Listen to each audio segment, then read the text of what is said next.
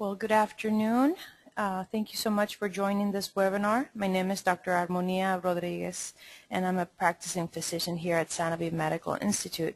I hope everybody can hear me well, and I appreciate taking the time to listen to this webinar and the theme of fibromyalgia.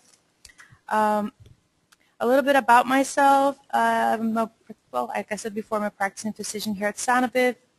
Been practicing here for the past 7 years. It's been a great experience working with other, I would like to say, great physicians and team members, naturopaths, chiropractors, dentists, psychologists, fitness experts, nutritionists.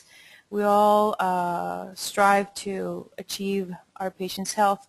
So in this case of fibromyalgia, I really wanted to talk about it a little bit more. There was a lot of information I wanted to share. I do feel very passionate about this subject, and I hope this at least provides some basic information, help, and a little bit, or it digs up a little bit more interest to do more further research if one is dealing with this by themselves or wanting to seek help, thinking that this might be an issue for them. I hope this provides that good amount of help. But there's a lot of things I couldn't fit into this webinar. You can even just speak about what causes fibromyalgia for a full hour, and then another full hour for assessment and treatment, and then long-term how to deal with fibromyalgia. So hopefully if this goes well, I might be able to for this to be a series, so the start of a series, so we can, if you like, do more emphasis on individual subjects in fibromyalgia, which I think there's a lot of information to provide. Okay, so we'll start. I'm trying to see my own slides here. Give me a little second because I can't take out an initial a pop-up that's bothering me here to see. Excuse me one second. I'm just going to take here one moment and do this a little bit smaller. How can I take this out?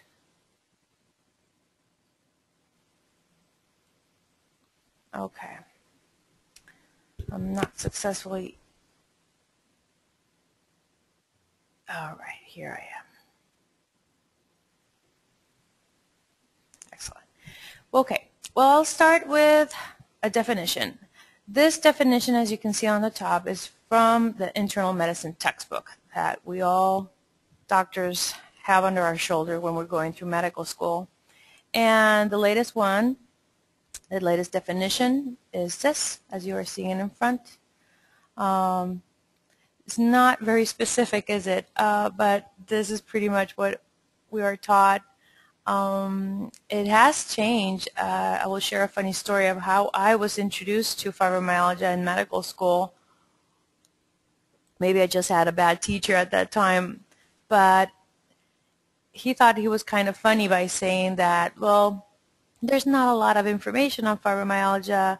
We only see it in like women over 40. We're pretty much not happy with their lives, and they're sort of depressed, and there's a lot of lacking information on how to objectify this treatment. And I even remember at that time just going like, really? But that was what it was at that time. So this is what the internal medicine textbook says. Pretty much it is true. It is characterized by what you're reading there: pain, aching, stiffness, and there are some tender points. Yes, it is more common in women. That's the statistic. It is most definitely associated with people having problems with sleep, and it gets worse by that. The diagnosis, it is made by clinical information, and mostly because there's nothing objective that we can see in lab reports. Some, in my experience, what I've been dealing with people with fibromyalgia for the past 7 years, what you might see is mostly results of the consequence of having fibromyalgia. Some people have bad diets, and you might see problems in regards to that. Some people have other illnesses associated with fibromyalgia, and you'll see objective results because of that. But to the person who strictly has fibromyalgia, it is very frustrating to see lab after lab after lab with normal results, and people just seeing you and saying, well, you're normal, therefore you have nothing, or fibromyalgia if they're bright enough. But so going to the next slide, again, I think my first three slides are one form or the other of definitions of fibromyalgia. This one includes anxiety or depression. And this is a criteria that the American College of Rheumatology has made so that people can get diagnosis, as it is only clinical information, and using a pain score.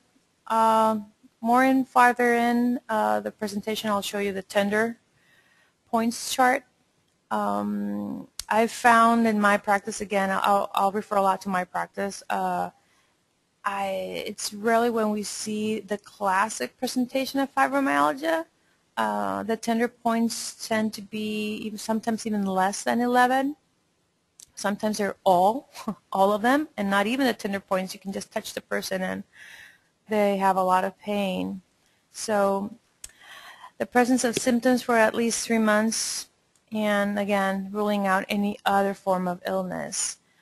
When a person first comes through the door and starts talking, here at the hospital I have the advantage that every person gets seen daily about an hour, so I get a lot of information, and I know typically you go to a doctor and to get an hour is really hard, but I think in fibromyalgia it's extremely important to actually have that time with the caretaker, whether it be an MD, ND, chiropractor, the person who's dealing with you as your primary care physician person, to actually spend that time. The medical history is imperative, and to actually even get an idea what this person has been through for the majority of their life can provide a lot of information in this diagnosis.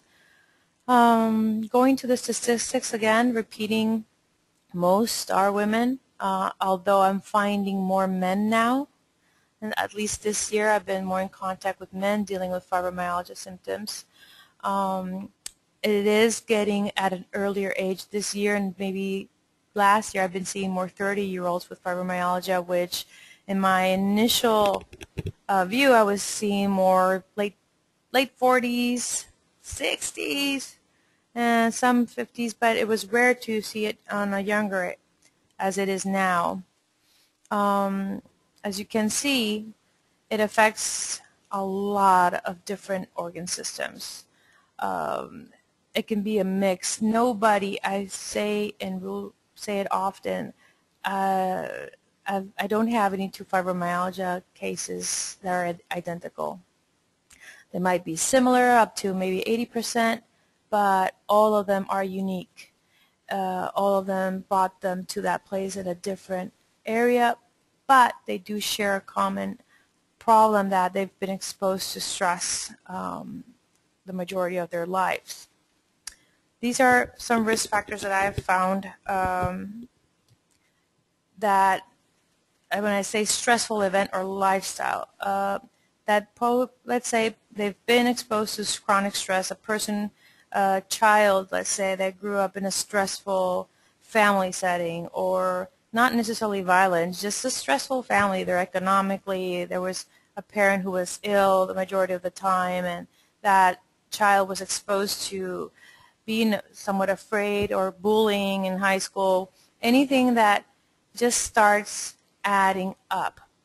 Stressful childhood, stressful adolescence.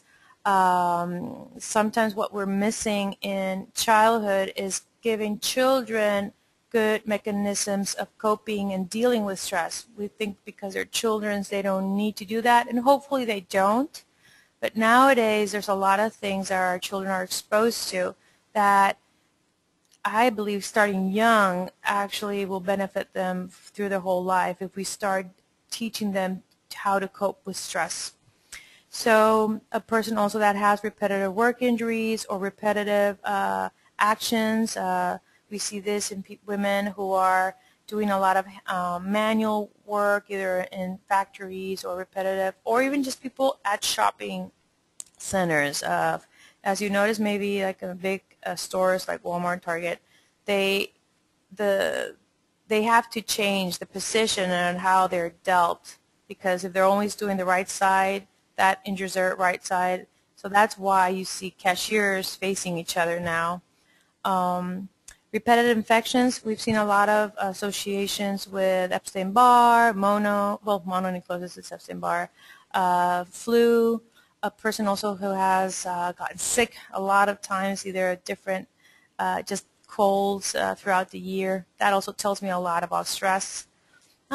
Genetic predisposition, that's still up in the air, although we see and we have seen a strong family associated. Let's say if a daughter has it, the mother might, going backwards, an aunt, a mother, a grandparent had these symptoms, although at that time it was very likely not diagnosed with fibromyalgia.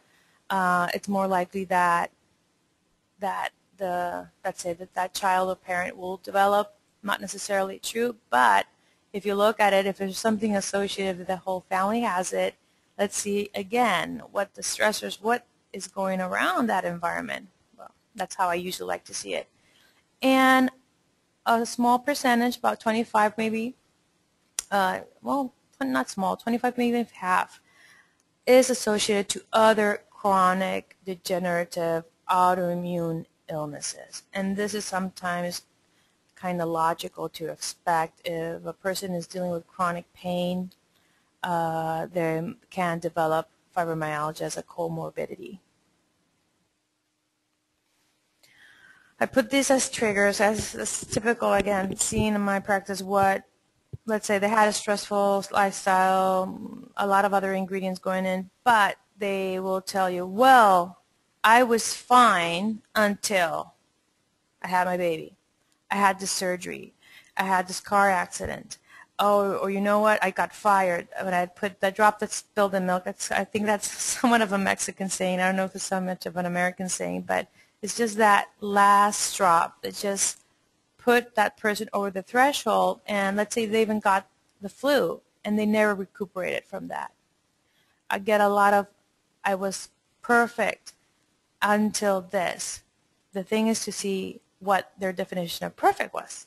I always like to dig deeper. Okay, I like this slide more because the main reason of wanting you to show is because about how much of a feeling lost a person might feel when they have fibromyalgia. There's again a lot more information out on the internet, and that sometimes even confuses them more. The lack of information outside with the doctors. Sometimes doctors we just pretty much don't know. So this slide represents how that patient might feel lost. Here are some of the pain characteristics. Again, this list can go on maybe 20 bullet points at least. It's very broad, very different. Every patient is different. But typically these are all over our own pain. Let's say a day in a life in a person who has fibromyalgia. To start, they didn't sleep.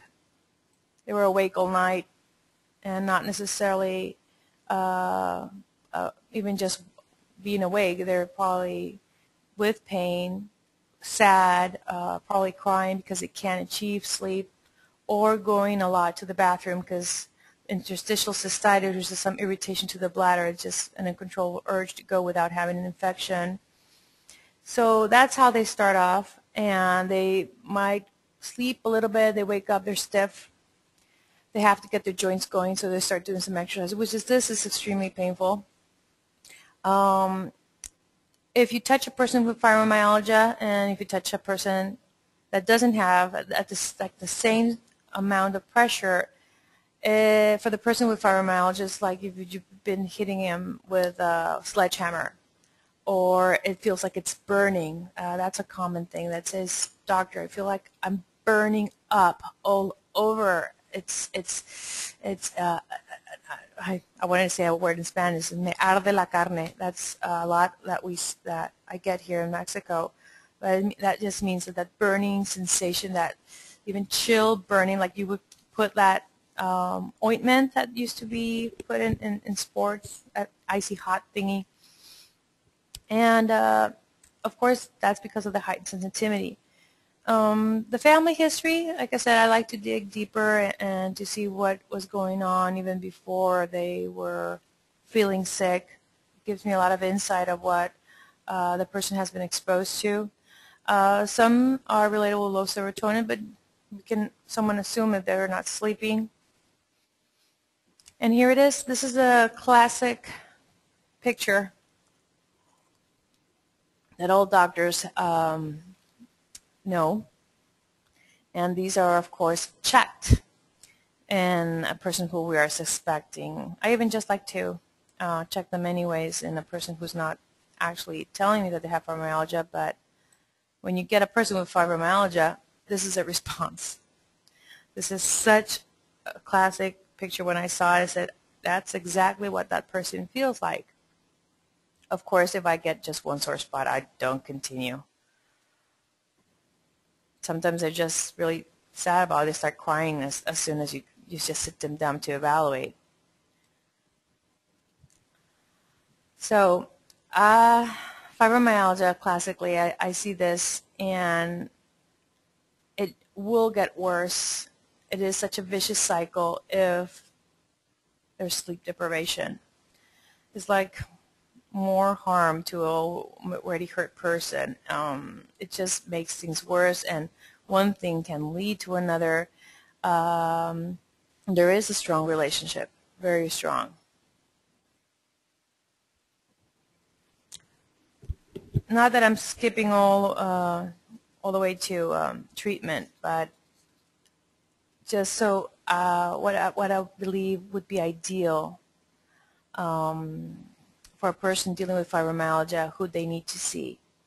When I say medical, it's mostly the community of people who are trained in health.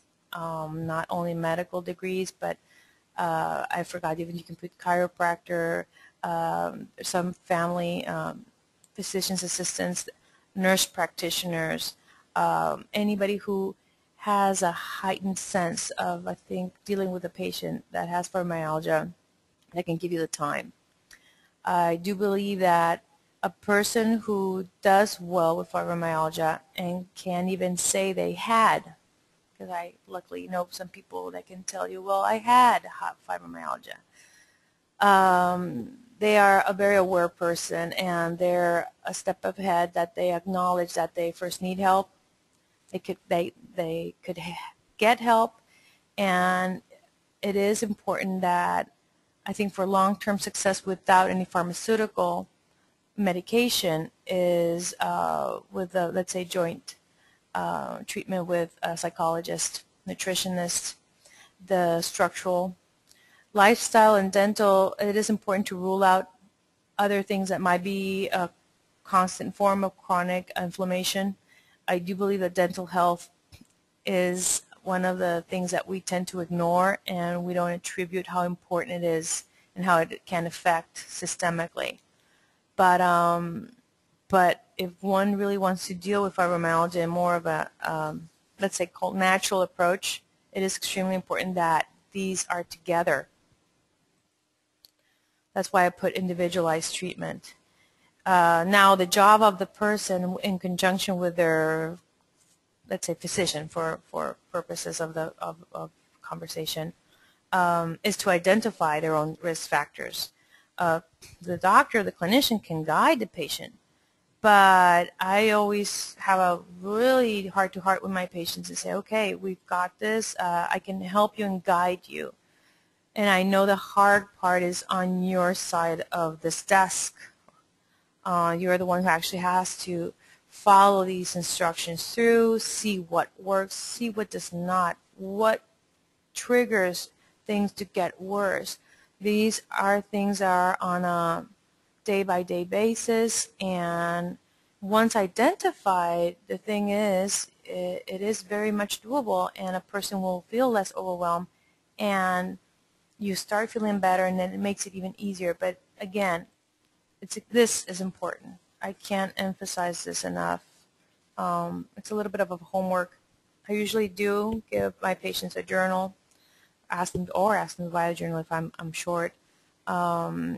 It is good to write down how you are feeling, how the things that you thought might cause more harm, things that you did that are good. And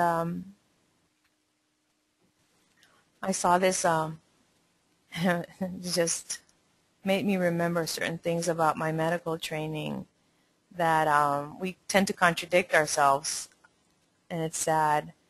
But I do think that we have to make sure that we are heard. If you don't get heard by one, choose another. Don't get discouraged. The thing is that doctors, like my teacher, that badly taught me that fibromyalgia was for certain people. It's because of that lack of information or experience. Some doctors never get to see people with fibromyalgia because they're in maybe another field, or they're just getting started in that field, or just ignorance. But it is important that if we are in that line of health, we have to help our patients, of course. So here it is. I think this is a very pivotal question in regards to the patient. How do you want to be approached? There's always two paths, and not one is better than the other, although I am a little bit biased. I tend to think one is better than the other, but it's harder, and some people are not ready for it. And again, it's my job, or the clinician's job, to gear them towards that. Sometimes it's an integrative approach in the true sense, and slowly but surely being weaned out of any allopathic medication, going into supplements, but lifestyle changes are extremely important, and mostly in fibromyalgia. I will be honest, the best cases that I've treated are persons who are, what's the word, committed to truly doing the lifestyle modifications that they need to do. And they can, Everything's possible. Sometimes our job is one of the big stressors and we can't change it. But that's why it's a long-term process. Things can change. This is a conventional approach. Many of you are listening if you're dealing with fibromyalgia, and you may have been on one of these, or are one of these, or you know a person who are one of these. They have different mechanisms of action. Again, I can go into every little one. It will take a lot of time. I've used Lyrica in very rare occasions with certain patients, but for the lowest dosage, that's usually 75 milligrams, which is still even considered too low for conventional approaches. Typically, they start on 150 or 300 milligrams a day. I like to start with 75 if I need to. There's a lot of supplements that can target the same receptors that these do, but sometimes for an acute situation, acute treatment might be given, but I prefer other forms. A very important thing to do when we're evaluating any chronic issue, even for overall health in general in a healthy person, we focus a lot on digestion. If you've been in contact with any functional medicine practitioner, or you've been here at the hospital at Sanofi, this is intricate. If you've been here, you know our diet is a little bit more strict. I know that's sometimes hard at home, but ideally it should be somewhat similar. But here, to improve digestion function, to promote regularity, good probiotics are important. First, we have to remove things. If, of course, you're sensitive to certain foods, that's something tricky in fibromyalgia. We've been taking out gluten, not because we think gluten is the cause of fibromyalgia, it's just that because of having intestinal permeability or leaky gut, they have become sensitive to gluten. Some are gluten sensitive even before they even knew. I'm sorry. But of course there's tests to see if that is a cause. And if it is, then of course it should be removed, or other food that might be also causing sensitivities. Replacing food enzymes, digestive enzymes, then the repairing, usually we do a nice shake here that supports and gives all these nutrients. And of course probiotics, prebiotics, inulin, things that feed the good bacteria. And I think the last one is the more important one: lifestyle modification, health priorities, stress management. Usually, I'm not going to generalize with my patients with fibromyalgia. Usually the person is a giver, is a person who will do things for others first. It's a person who will always be the helper, and ironically they just don't have time for themselves, or they won't do time for themselves. Or I think the more frequent one is hard to make time for themselves. They might feel guilty because they're not giving. So this is where I really sit them down and say, okay, so you like to give, you like to provide, you like to help. If you're not healthy enough, how can you do that? So it's about seeing and setting priorities and allowing oneself to be the priority. And wow, that is a big change and a big impact. Here with the diet, these are typically things that we remove just in general to try to identify what can cause the symptoms or aggravate the symptoms in a person with fibromyalgia, or any chronic illness for that matter. It's called elimination diet. It's like this one on the bottom. It does remove all of that, and at the end of, let's say, 3 months, we start reintroducing foods, and with a journal trying to see which causes symptoms or not. Of course, there are tests that can cut this in half, and you would know by blood test which indeed you do have a sensitivity, and you don't have to go through an elimination diet, which can be a little bit stressful.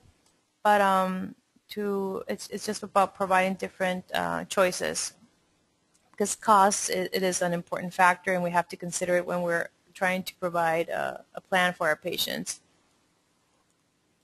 Tests are a little bit costly, but it all depends how practical or how objective also the person can be and needs it even. Some people will need the test in order to actually believe that they're gluten sensitive. These are part of some nutritional supplements that we use.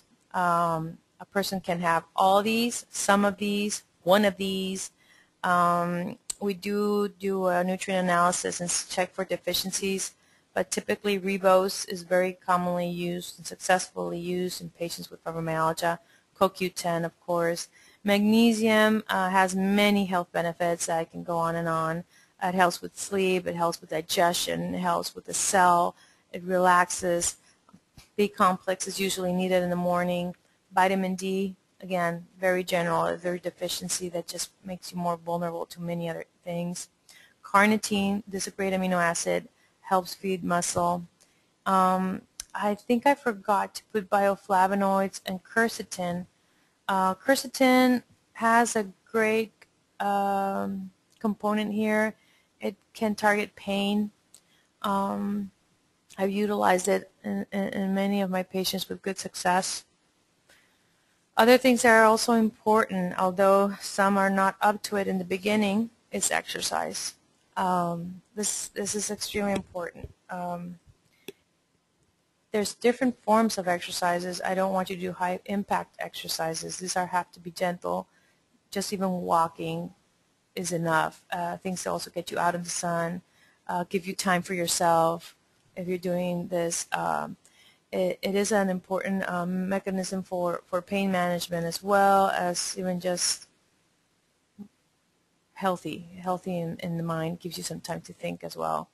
But ideally, if possible, yoga can be once or twice a week. Start slow. I don't want you in that hot yoga. Just a gentle yoga for starters, and Depending how one starts feeling better, they can acquire more attributes in that. Simple stretching exercises at home. You can download them. You can buy a DVD. You can go to your gym. But typically, a person who's just starting with fibromyalgia, it might be hard to go to a gym. So just sit on the floor, do some couple of exercises that are stretching, and continually do them at least twice a day. This is one of my preferable ones, and also the next one, and I'll tell you why. Because it's still gentle and gives you a little bit more of aerobic, but typically that starts maybe a couple months in once the stretching benefits first. Ironically, dance has been one of my patients' favorites. Any form of dance, either you got a group that's close to your home, or you want to be a little bit more adventurous and try ballroom. I had a patient that started ballet classes as part of her fibromyalgia.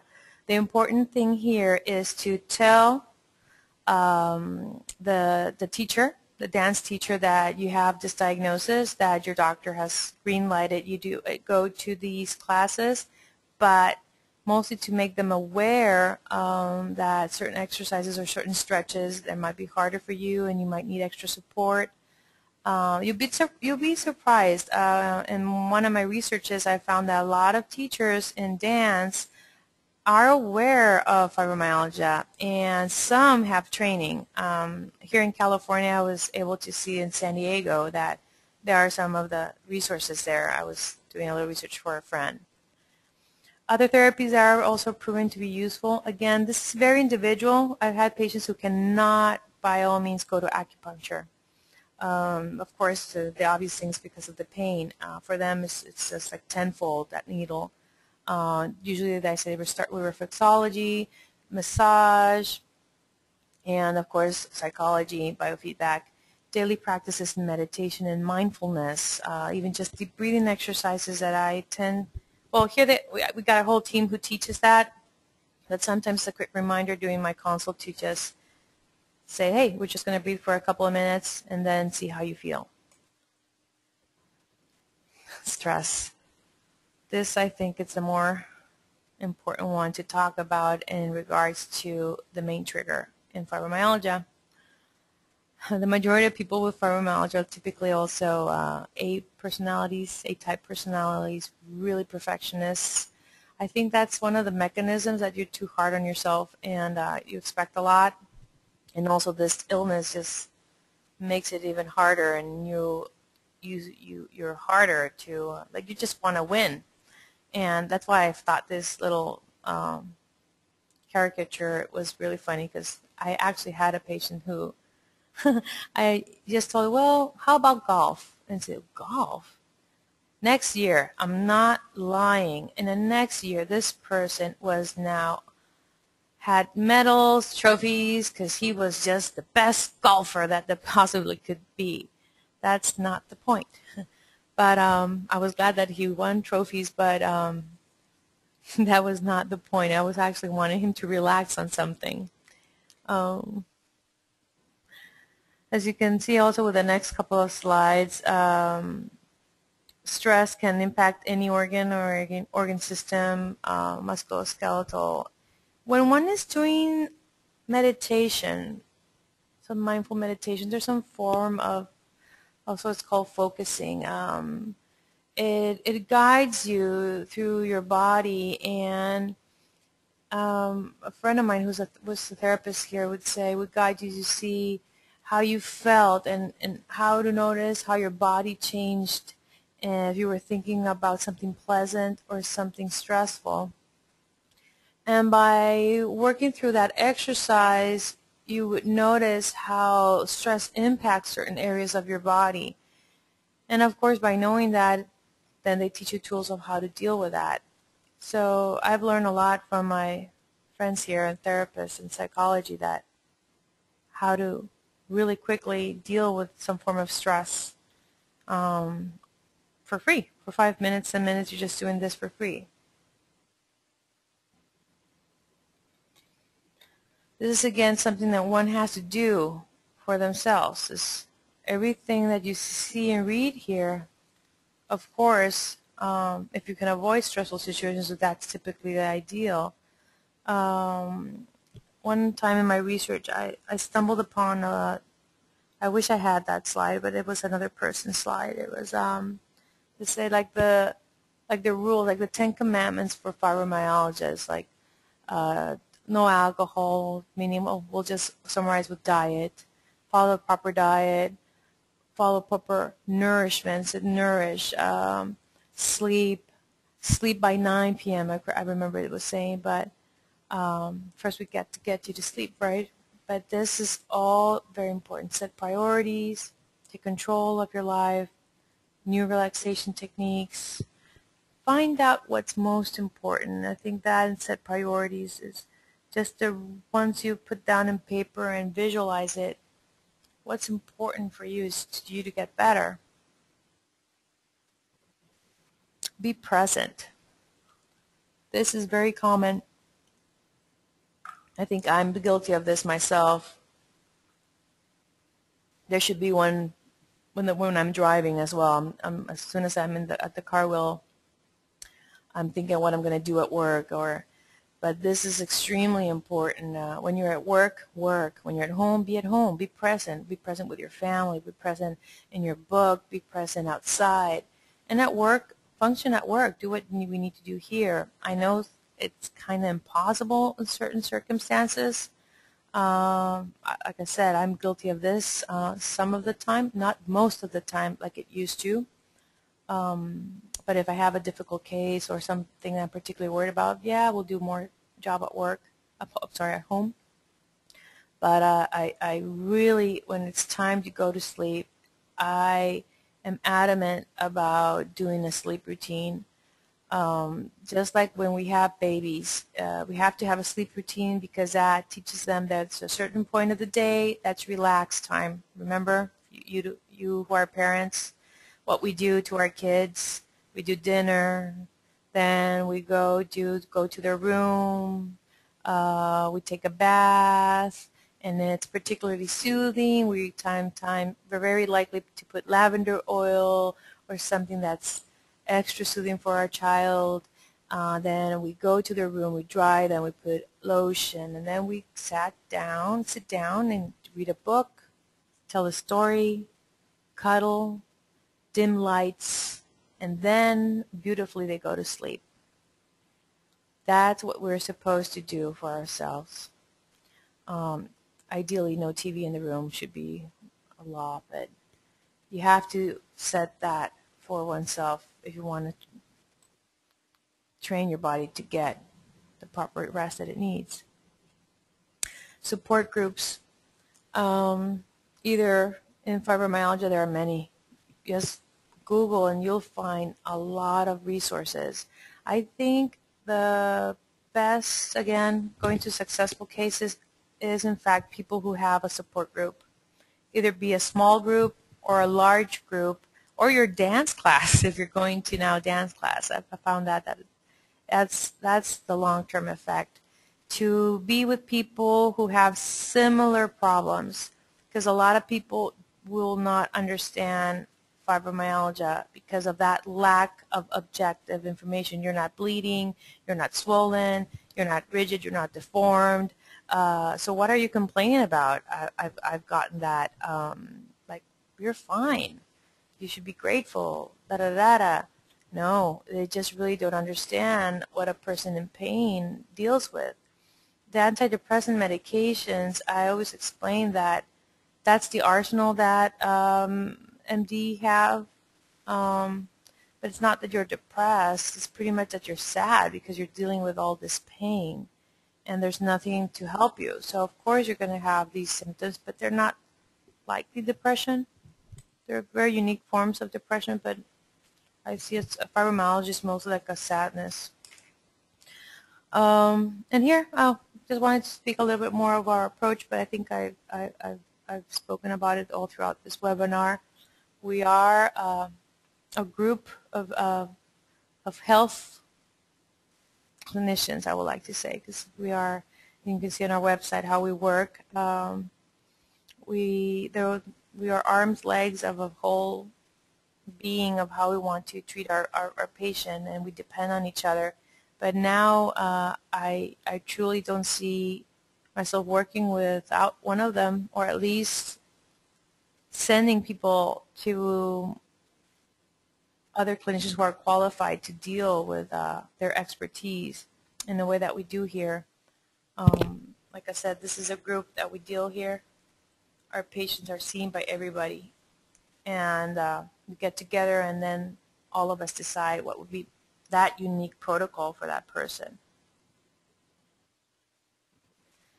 And this, I think you've seen this. I've seen this little mouse in many presentations. I just adore it. With fibromyalgia, like I told you before, it has to be consistent.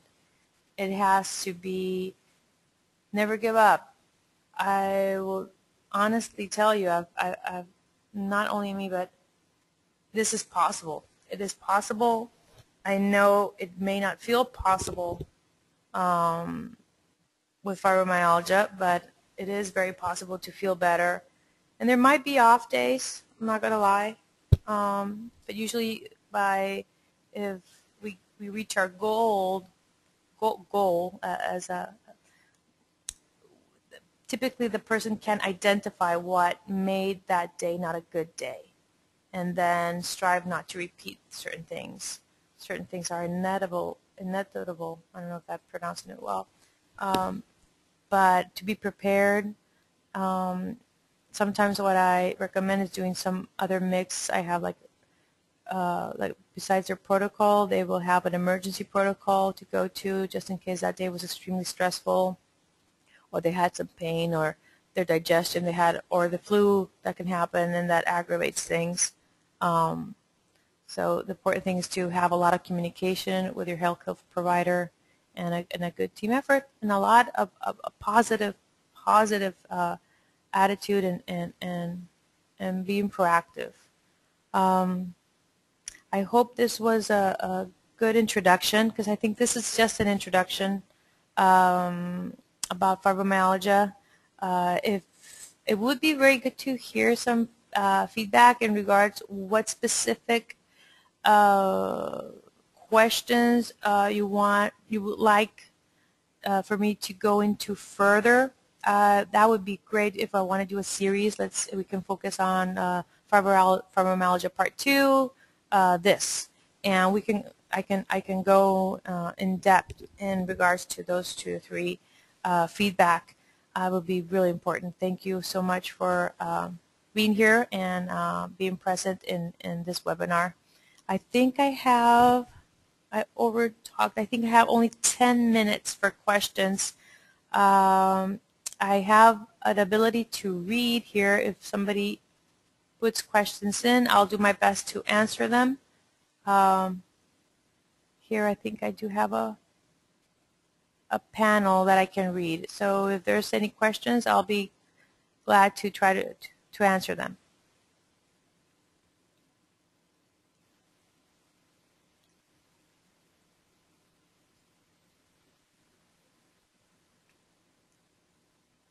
Thank you so much. I think I can read something. Thank you so much. I'm glad that you liked it.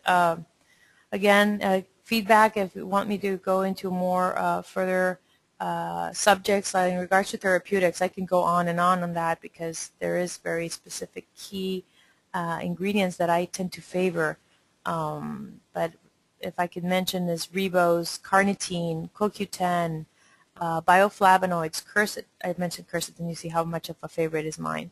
And sleep. Oh, I didn't mention sleep. Ashwagandha, melatonin, all those things to help induce sleep. I didn't speak about adrenal stress, adrenal fatigue. That's a big component. I can probably talk more about that. Yes. Yes, we have tried EFT and EMDR with fibromyalgia with very good results. In these cases, it is very unique.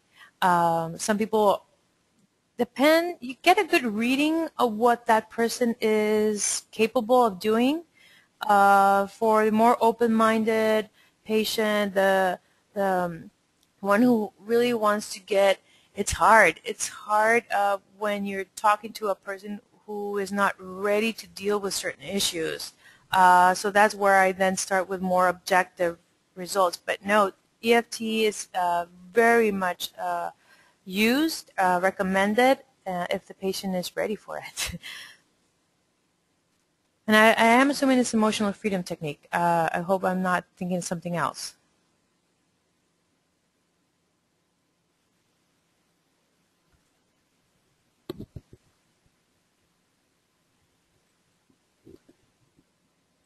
Trying to see.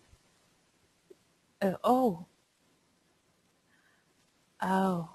Let me see. I'm trying to get to the questions. I see I got much more, and there's a lot more. Okay, it says great webinar regarding swimming for exercises. If a person doesn't have access to saltwater pools, does the benefit outweigh the damage of the chlorine? That's a great question. That's one of the questions that I've been asked. We've even asked about themselves. It all depends. Okay, the chlorine, I think it does outweigh the benefit of doing some form of exercises, although some pools are just impossible even just to get into. As soon as you open the doors, that you get hit with this curtain of chlorine. In those cases, I'd rather you not. There's more like other open pools that don't have such an amount of toxic chlorine. Typically, these are pools where kids are not giving classes. I've seen those are the ones who have the more chlorine. Because I know weather. I'm seeing the next question. Have you ever found weather changes to be a trigger for fibromyalgia pain? Yes. Typically, winter tends to be worse. Maybe there's a relationship with how much sunlight, vitamin D there is. I do see when we hit an optimal level of vitamin D in your blood, these symptoms tend to ameliorate. Also, other factors that come with weather changes, depending on because of the pain factor. But again, I think dealing with the reason of the main cause of the pain, and talking a little bit more about how it can affect with the seasons, the seasonal disorder. Could pain be weather related as well? Well, yeah, definitely. I think mostly because of the sun. And let me see, what kind of treatment does Sanoviv have? Well, everybody starts here with digestion, a protocol. We analyze if there's leaky gut, which let me also say, the majority of people have. It's just that in certain patients might be worse and the symptoms might be more obvious. It's rare where I found a person who does not have leaky gut. So typically it's a 5R protocol, digestive protocol, colonics, helping detox, depending on what form of biofeedback I can give, the pain, but the supplements, and now identifying what's the individual part of the fibromyalgia process in that person. But yeah, pretty much a lot of it's supplements. I do give ribose. 5 grams tends to be the initial dose of ribose. 5 grams, sometimes even twice a day. There is a new protocol that I'm just revising in regards to ribose at the moment. I have not finished reading it.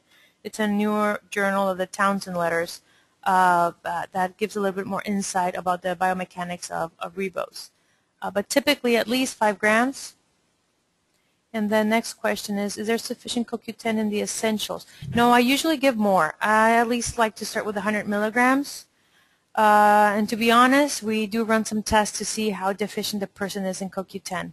So it's kind of like a cheat of mine that I have. But if I didn't have that lab report, I would do at least 100 to 200 milligrams, mostly taken a day.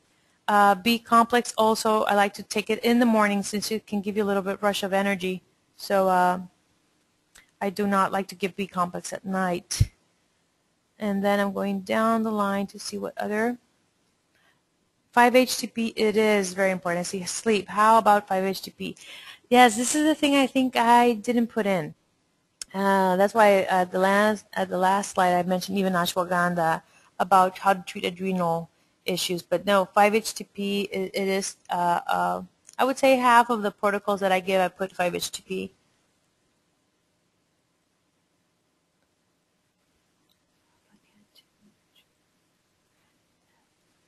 Okay, I think I went to the last of my questions.